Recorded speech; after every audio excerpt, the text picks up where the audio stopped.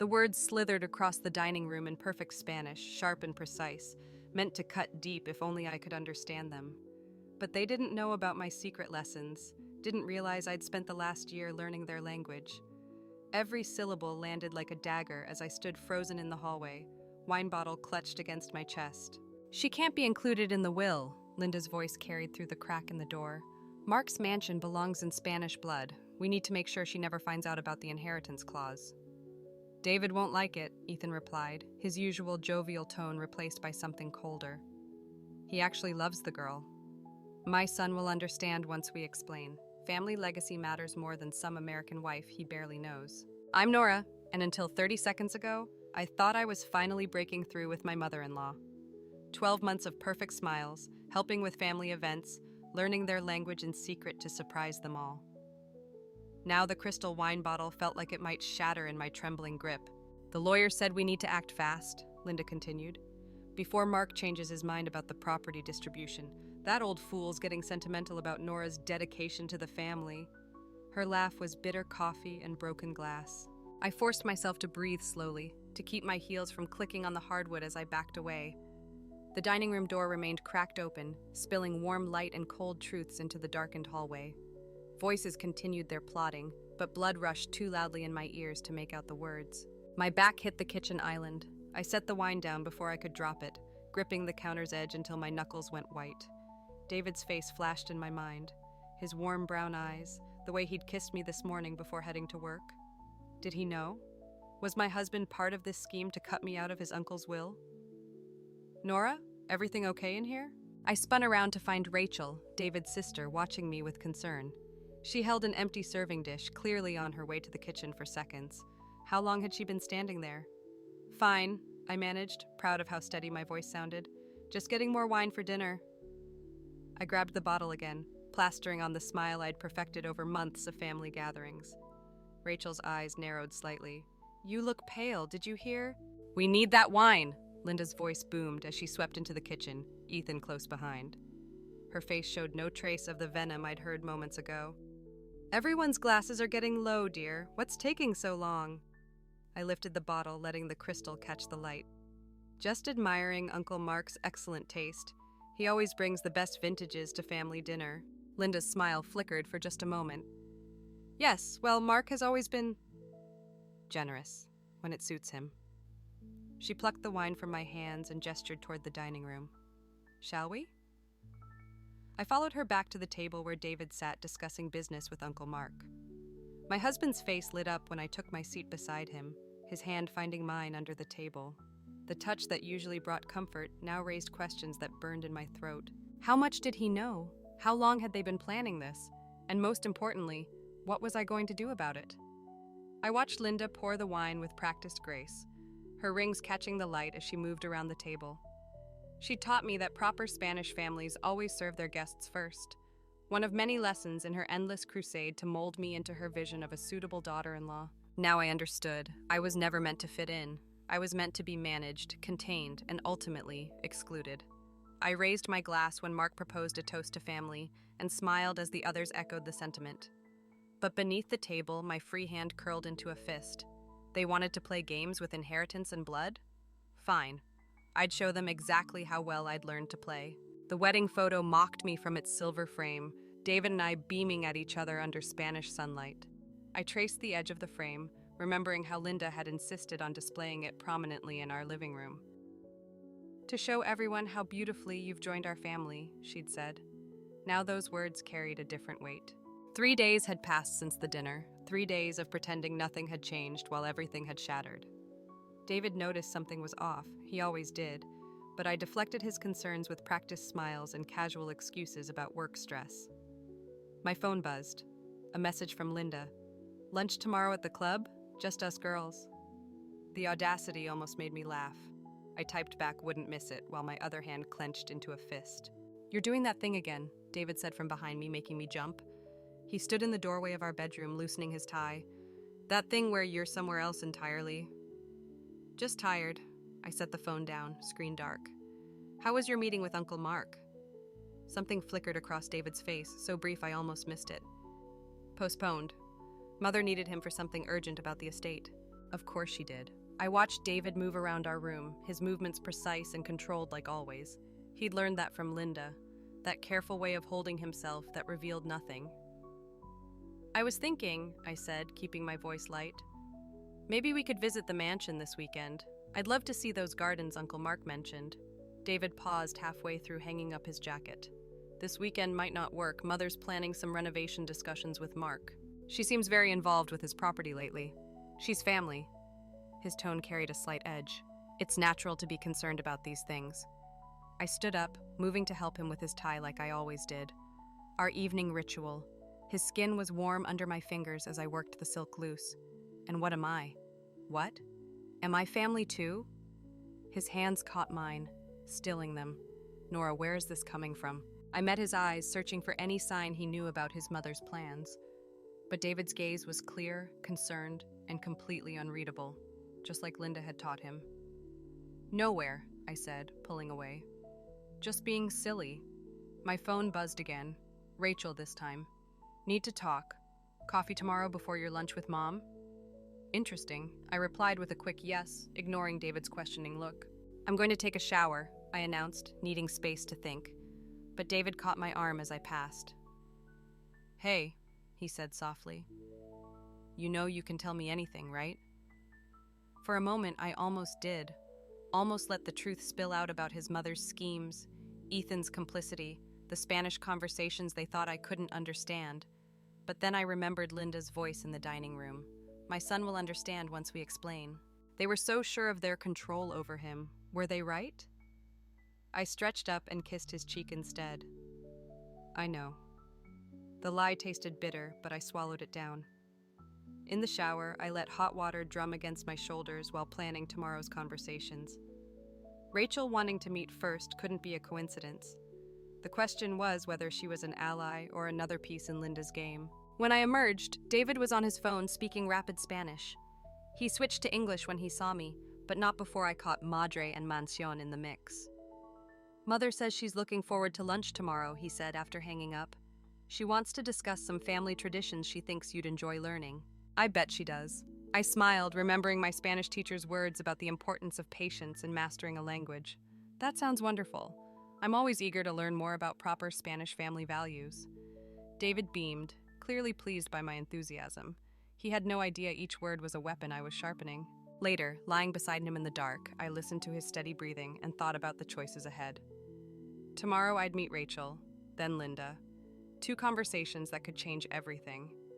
I touched my wedding ring, remembering our vows. For better or worse, we'd promised. I wondered if David had known then just how much worse things could get. My phone lit up one last time, a message from Uncle Mark. Be careful who you trust, Pequeña. Even family can wear masks. I turned off the phone and closed my eyes, but sleep stayed far away. Rachel's coffee sat untouched between us, steam rising in accusatory spirals. They've been planning this for months, she said, sliding her phone across the cafe table. Look at the timestamp on these messages. My hands didn't shake as I scrolled through the WhatsApp conversation between Linda and Ethan. Perfect Spanish grammar discussing perfect plans to manipulate Uncle Mark's inheritance. The timestamps went back to my wedding day. Why show me this now? Rachel's fingers drummed against her cup. Because yesterday, Mother asked me to be a witness for some legal documents about the mansion. She leaned forward, voice dropping. They're trying to prove Mark is mentally unfit to manage his estate. The cafe's morning chatter faded to white noise. I handed back her phone, mind racing through implications. Does David know? David knows what Mother wants him to know. Rachel's smile was bitter, just like always. My phone buzzed, Linda confirming our lunch. The screen showed a photo of her and me from last Christmas, both smiling. I deleted it with one swipe. There's more, Rachel said. Check Mark's Instagram activity from last night. I pulled up his profile, noting several new posts about the mansion's renovation. The latest photo stopped my breath. David and Linda standing in Mark's study, examining papers spread across his antique desk. The caption read, Family business meetings, time to secure our legacy. The timestamp 3 a.m. He told me that meeting was canceled, I said, my voice strange in my ears, that he was home sleeping. Rachel's expression softened. Nora, there's something else you should... The cafe door chimed. Ethan walked in, spotting us immediately. His surprise looked rehearsed. What a delightful coincidence. He moved toward our table with practiced charm. Rachel, dear, your mother's been trying to reach you about those documents. I bet she has. Rachel stood, gathering her things. She caught my eye briefly. Think about what I said, Nora, about everything. I watched her leave, noting how Ethan's smile never reached his eyes. He took her vacant seat without asking. Lovely morning for coffee, he said in Spanish, testing me. Though I hear the club serves better brew, Linda's quite looking forward to lunch. I matched his language, letting my accent slip just enough to be noticeable. So am I. Will you be joining us, Ethan? His pause was microscopic but telling. Unfortunately not. Business calls. He switched to English. Though I hear you and David might be interested in some property discussions soon, Linda mentioned, "How is the mansion renovation going?" I interrupted, watching his face. The Instagram photos look fascinating, especially the late-night meetings. Something calculated moved behind his eyes. Social media can be misleading. Pictures don't tell whole stories. No, I agreed, standing, but timestamps rarely lie. I left him sitting there, feeling his gaze follow me out. In my car, I pulled up my laptop and logged into the family's shared cloud drive, access courtesy of David's saved passwords. Linda's meticulous filing system made it easy to find the legal documents: draft papers declaring Uncle Mark incompetent, witness statements ready for signatures, property transfer arrangements dated 3 months before my wedding. My phone buzzed again. David, Mother says you're meeting for lunch. Everything okay? I thought about his face in that 3 a.m. photo, bent over papers that would destroy his uncle's legacy. Thought about all the nights he'd lied about where he was, what he was doing. Another message arrived. Uncle Mark this time. Need to talk. Come to the mansion. Now. I started the car, mind already mapping out what I needed to know, what evidence to gather. The mansion was only 15 minutes away. Linda wouldn't expect me at the club for another hour. My phone lit up once more. Rachel. Be careful, there are more players in this game than you know. I pulled into traffic, heading toward the mansion's familiar gates. They'd all underestimated me, thought I was just the American wife who couldn't understand their precious Spanish, their family schemes, their legacy games. Time to show them exactly how wrong they were. The mansion loomed ahead, its windows watching like dark eyes. Uncle Mark stood waiting at the entrance, his expression grim. You figured it out, haven't you? He asked as I approached. Parts of it, I replied. But I have a feeling you're about to tell me the rest. He nodded, opening the heavy door. Come inside, Pequeña. Let me show you what they're really fighting for. Uncle Mark's study smelled of old leather and secrets. He spread photographs across his desk, not the staged family portraits Linda loved, but surveillance shots. Linda and Ethan entering law offices, David at late-night meetings, documents changing hands in parking lots. I've been watching them for months, Mark said, tapping one photo. Ever since they started pushing for power of attorney.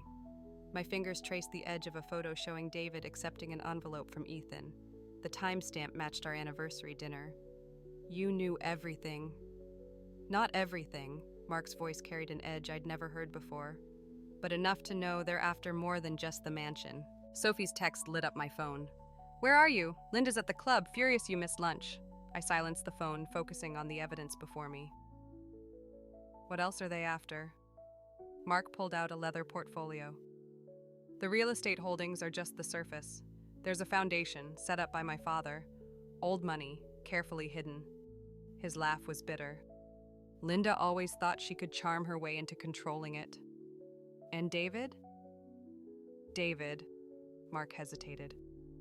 Show her, Rachel. I turned to find Rachel in the doorway holding a USB drive. She must have followed me here. These are the real documents, she said, plugging it into Mark's laptop. The ones Mother and Ethan don't know I copied. The screen filled with contracts, emails, bank statements. My husband's signature appeared on papers dated weeks before our wedding, agreeing to terms I couldn't quite grasp. They're using your marriage, Rachel said quietly. American wife, international property laws. If they can prove Mark incompetent and you unfit to inherit, the foundation money stays in Spanish control. The pieces clicked together with nauseating clarity. That's why Linda pushed so hard for the wedding to happen quickly. My phone buzzed again. David, Mother says you missed lunch. Everything okay? Call me. Mark watched me stare at the message. The question is, what are you going to do about it? I looked at the evidence spread across the desk. My husband's betrayal documented in times, dates, and signatures. I need to talk to Sophie. Careful, Rachel warned. She's been having lunch with Mother twice a month since your wedding. The floor seemed to tilt. Sophie, my best friend, my confidant, the person I'd trusted with every doubt about Linda's behavior. You're sure? Rachel pulled up surveillance photos on her phone. Sophie and Linda at expensive restaurants, heads bent together over papers. Mother likes to hedge her bets. I gripped the edge of Mark's desk, steadying myself. Why are you helping me? Because I'm tired of watching Mother destroy people for money. Rachel's voice cracked slightly. And because you're the first person who might actually be able to stop her. My phone lit up again. Linda this time. Darling, we simply must discuss the Foundation's annual gala. Call immediately. The gala, of course, the perfect public venue for announcing Mark's condition and their new control of the estate. When is it? I asked. 3 weeks, Mark replied. They're planning to make their move then. I picked up one of the surveillance photos. Linda and Ethan laughing with Sophie at some cafe I'd never seen. The betrayal burned cold in my chest, crystallizing into something harder than hurt. Rachel, I said, I need access to Mother's social media accounts. All of them. She smiled, pulling out her laptop. Already have them, and Ethan's too. Mark? I turned to him. How do you feel about making some very public posts about the Foundation's future? He leaned back, studying me. What exactly did you have in mind? I pulled up Linda's Instagram, where she'd carefully crafted their perfect family image. I think it's time for some truth to leak out, starting with these documents Rachel found. They'll fight back, Mark warned. Let them. I started typing, watching Linda's carefully curated world prepare to unravel. They wanted to play games with family loyalty? Fine, let's see how they handle a real scandal. Rachel's phone chimed, Ethan asking about the witness documents. She showed me the message, eyebrows raised. Tell him you'll meet tomorrow, I said. We need them thinking everything's still under control. As Rachel typed her response, I looked at the photo of David again, the envelope passing between hands on our anniversary night. The hurt was still there, but something else had replaced it, something cold and precise and ready. One more thing, I said to Mark. I need everything you have on Sophie's involvement. Every meeting, every document, every conversation. He nodded, understanding in his eyes. Planning to start with the weakest link? No, I replied, watching Linda's social media notifications start to ping. Planning to end with it. Sophie's contact photo flashed on my phone for the third time that morning. I watched it ring out, focusing instead on Linda's Instagram feed scrolling across my laptop. Rachel sat beside me at Mark's desk, monitoring the growing chaos on other platforms. Mother's trying to delete the posts, Rachel said, fingers flying across her keyboard. But I've got screenshots circulating faster than she can catch them. The documents we'd leaked, carefully selected pages showing Linda and Ethan's plans for Mark's estate, had sparked exactly the firestorm we'd expected. Their carefully curated social circle was imploding with questions and accusations. David's calling again, I said, watching my husband's name light up the screen. He sounds desperate. Let him sweat. Rachel's voice carried an edge I was starting to recognize. He made his choice when he signed those papers. My phone buzzed with a text from Sophie. Please talk to me, I can explain everything. Speaking of choices, Rachel nodded at the message. Ready for phase 2? I pulled up the surveillance photos of Sophie's secret meetings with Linda. Set up the lunch, make sure Linda knows nothing about it. Rachel typed quickly, then paused. Ethan's posting damage control, says the documents are fake, claims someone's trying to destroy the family's reputation. I smiled, remembering Linda's own words from that first dinner. Family legacy matters more than some American wife he barely knows. The mansion's doorbell chimed. Mark's voice carried from downstairs, followed by familiar footsteps. David. He's not supposed to be here, Rachel hissed, closing her laptop.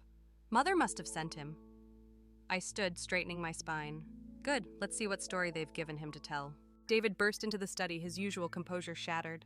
What the hell is happening? Mother's hysterical, Ethan's threatening lawyers, and you're not answering your phone.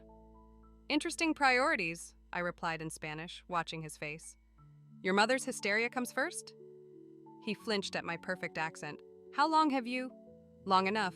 I gestured to the surveillance photos spread across Mark's desk. Want to explain that envelope from our anniversary night? Color drained from his face as he recognized the image. Nora, I can explain. Can you explain Sophie too? I pushed forward a photo of him meeting my best friend and his mother at a restaurant I'd never seen. Or should I ask her at lunch tomorrow? You don't understand. He stepped closer, reaching for me. Mother said it was to protect the family's interests. The family? I laughed, the sound sharp enough to make him step back. You mean the family that's been planning to declare your uncle mentally unfit? The family that used our marriage as a legal shield for fraud? Rachel moved to stand beside me, her presence steady. David's eyes darted between us, realization dawning. Rachel, you're part of this? I'm part of stopping it, she corrected. Someone has to. My phone lit up again, Ethan this time. The message preview showed panic. Need to talk. Linda's losing control. The foundation board is asking questions. Perfect. Your mother's house of cards is falling, I told David, switching back to English. The question is, whose side will you choose when it collapses? There aren't sides, he protested. We're family. Family doesn't conspire to destroy each other. Mark's voice cut through the room as he entered. Your mother forgot that lesson long ago. David's face crumpled as Mark laid out more evidence. Years of manipulation, secret accounts, planned betrayals. Each revelation seemed to age him, stripping away the polished facade his mother had crafted. My phone buzzed continuously now. Sophie, Linda, Ethan, all desperate to contain what couldn't be contained. I thought of Linda's smug smile at that first dinner, thinking I couldn't understand their plots and plans. The foundation board meets tomorrow, Mark announced. They'll want answers about these documents. Mother will find a way to explain, David said weakly. She always does. Not this time. I pulled up Linda's social media accounts where her carefully constructed image was unraveling comment by comment. The truth doesn't need explanation. David stared at the screen, watching his mother's world collapse in real time. What do you want? Want? I thought of all the dinners, all the subtle insults, all the schemes. I want exactly what your mother taught me about family legacy, that it belongs to those strong enough to protect it. His phone rang. Linda again. David looked at me, then at the evidence of his betrayal spread across the desk, and for the first time, I saw real fear in his eyes. The phone kept ringing as the sun set through Mark's study windows, casting long shadows across our fractured family portrait. The foundation boardroom felt like a tomb, all mahogany and money and dead silence. I sat across from Linda, watching her perfectly manicured nails tap against her water glass. Ethan flanked her left, David her right, a united front of familiar betrayal. These accusations are groundless, Linda's lawyer declared, spreading documents across the table. The supposed evidence has been doctored, clearly an attempt to destabilize the foundation's leadership. I didn't speak, just pulled up the surveillance photos on the boardroom's display screen. Linda with Sophie, David accepting envelopes, Ethan's secret meetings. The timestamp on each photo felt like another nail in their coffin. Circumstantial, Ethan snapped, but his voice wavered. The board members exchanged glances. These weren't Linda's usual sycophants. These were old money, old power, old secrets. Perhaps, the board chairman said, we should hear from Mark himself. The door opened, but instead of Mark, Sophie walked in. My stomach dropped. She wouldn't meet my eyes as she took her seat next to Linda's lawyer. Miss Chen has provided sworn testimony, the lawyer announced, about certain irregularities in how this evidence was obtained. The photos vanished from the screen, replaced by documents I'd never seen. Emails in my name, bank transfers. Carefully constructed proof that I'd orchestrated everything to steal control of the foundation. That's impossible, I started, but Sophie finally looked at me, her expression a perfect mask of regret. I'm sorry, Nora, she said softly, but I have to tell the truth about what you asked me to do. The betrayal tasted like copper in my mouth. I looked at Rachel, but she was staring at her phone, face pale. Mark's been in an accident, she whispered. He's in surgery. Linda's smile widened fractionally. Of course, the one person who could corroborate everything, conveniently silenced. Given these developments, the chairman began, and considering Mark's unfortunate inability to attend... Wait, David's voice cut through the room. He stood, pulling out his phone. Before we continue, I have something you need to hear. A recording played, Linda's voice, crystal clear. Once we have control of the foundation, we can move the assets wherever we want. Mark won't be able to stop us once the doctors declare him unfit. Linda's face went rigid. David, what are you doing? What I should have done months ago. He looked at me for the first time since entering the room. I'm choosing a side. You're choosing wrong, Ethan snarled, reaching for the phone, but David stepped back. The recording's already uploaded, he said. Along with everything else, the real documents, the actual plans, everything. Sophie stood abruptly. I need to amend my testimony. Sit down, Linda commanded, but Sophie moved toward me instead. I'm sorry, she whispered. They threatened my family's business, but David showed me proof they were lying about that too. The boardroom erupted into chaos. Linda's lawyer frantically checking his phone, board members whispering, Ethan trying to reach David's phone. Then Rachel's phone lit up again. Mark's out of surgery, she announced, and he's asking for the board chairman. Says he has video testimony recorded yesterday, in case anything happened to him. Linda's glass shattered in her grip, water spreading across the mahogany like blood. You really think you've won? She hissed at me in Spanish. You think these people will ever truly accept you? You're nothing but a foreign gold digger who got lucky. I leaned forward, matching her language perfectly. No, Linda, I'm the daughter-in-law you taught too well. The one who learned exactly how your family handles betrayal. The chairman's phone rang, Mark's doctor. As he answered, I watched Linda's carefully constructed world crumble in real time. Her lawyer gathering his things, board members stepping away, her own son standing firmly beside me. But something in her eyes made me pause. That familiar calculation, that hint of a deeper plan. Check on Mark, I told Rachel urgently. Now. As she rushed out, Linda's smile returned, razor thin and deadly. Family legacy matters more than anything, dear, and some legacies can't be stolen, only destroyed. My phone buzzed. Rachel again. Mark's gone. The nurse says someone tampered with his medication. Police are on their way. The foundation boardroom suddenly felt smaller, darker. Linda's smile grew as she stood, gathering her things with elegant precision. Such a tragedy, she said softly. I wonder who they'll blame. The sound of sirens grew in the distance as David grabbed my arm, urgency in his grip. We need to leave. Now. But Linda blocked the door, her victory absolute in the dying light of day. No, dear, I don't think anyone's going anywhere. The hospital corridor stretched endless and white as I ran, Rachel's footsteps echoing behind me. Mark's room number burned in my mind, 507. But when we reached it, 2 police officers blocked the door. Nobody enters, one said. This is a crime scene. Through the window, I could see medical staff working frantically around Mark's bed. The monitors showed flat lines where there should have been peaks. He's not dead, Rachel's voice cracked. The nurse said he was stable. My phone buzzed. David. Mother's gone, Ethan too. The board members are talking to the police. The elevator dinged. Linda emerged, her designer heels clicking against sterile tiles. She'd changed clothes. No trace of the boardroom confrontation remained. Officers, she called out, voice breaking perfectly. That's my brother-in-law. Please, we need to be with him. Ma'am, we can't. Check his medical directive, she interrupted, producing documents. I'm his legal proxy. The officers examined the papers while Linda caught my eye, her smile razor thin. Such a tragedy, she said in Spanish. First the foundation scandal, now this. The stress must have been too much for him.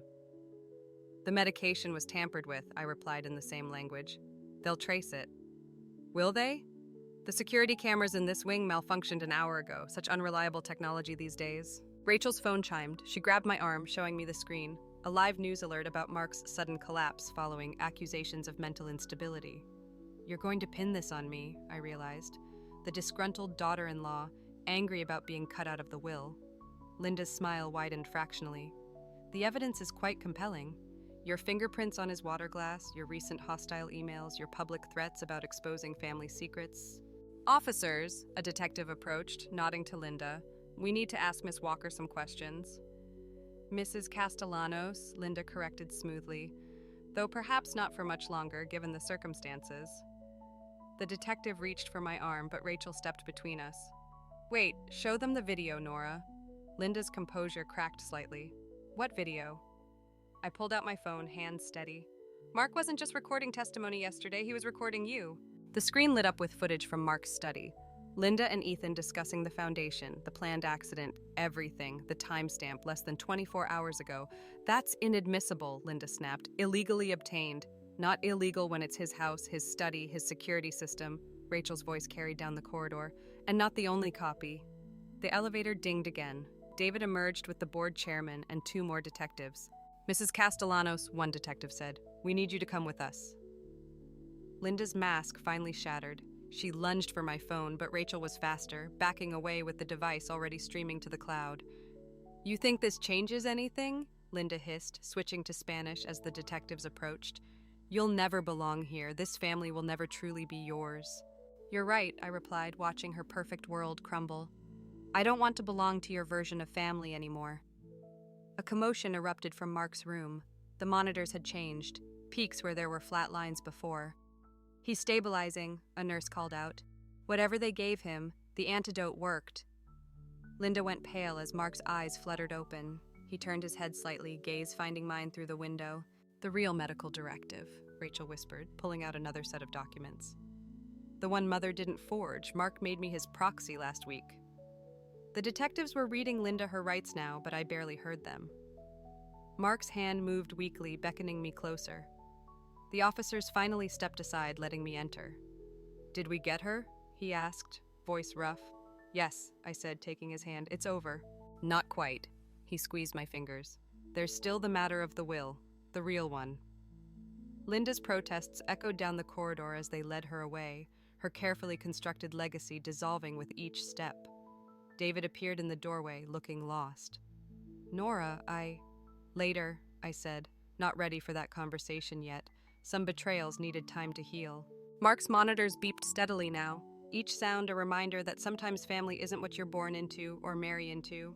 It's what you choose to build from the ashes of what burns. The mansion study looked different in morning light. Gone were the surveillance photos and damning documents, replaced by fresh flowers and the day's newspapers. Each headline told the same story. Linda and Ethan's arrest, the foundation scandal, Mark's miraculous recovery. I traced the edge of Mark's desk, remembering that first night I'd overheard their Spanish whispers about inheritance and legacy. The wood felt warmer now, less threatening. The board approved everything, Rachel said, entering with a stack of papers. The foundation's yours to manage, along with Mark's voting shares. And Linda? Refusing visitors, even David. Rachel set down a familiar silver frame, my wedding photo.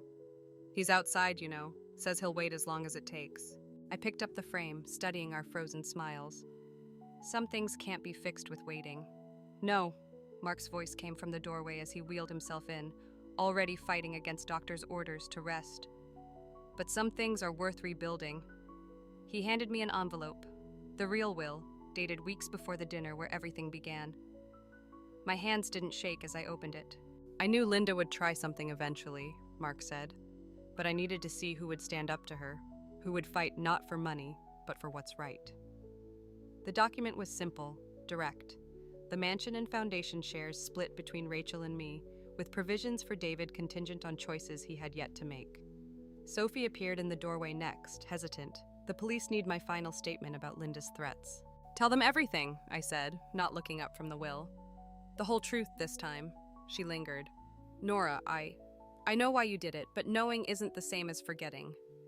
She nodded, understanding the weight of what couldn't be undone, and left quietly. Rachel's phone buzzed. Ethan's lawyer, requesting a meeting. He's offering to testify against Mother in exchange for leniency. Let him, Mark said. The truth has its own momentum now. A soft knock drew our attention. David stood in the doorway, looking lost without his mother's influence shadowing him. The reporters want statements about the Foundation's future. Tell them it's returning to its original mission, Mark answered, supporting education for immigrant families, starting with Spanish language programs. I felt David's eyes on me, remembering all those secret lessons I'd taken, preparing for a family that never intended to accept me. I should have chosen differently, David said quietly in Spanish. Should have been stronger.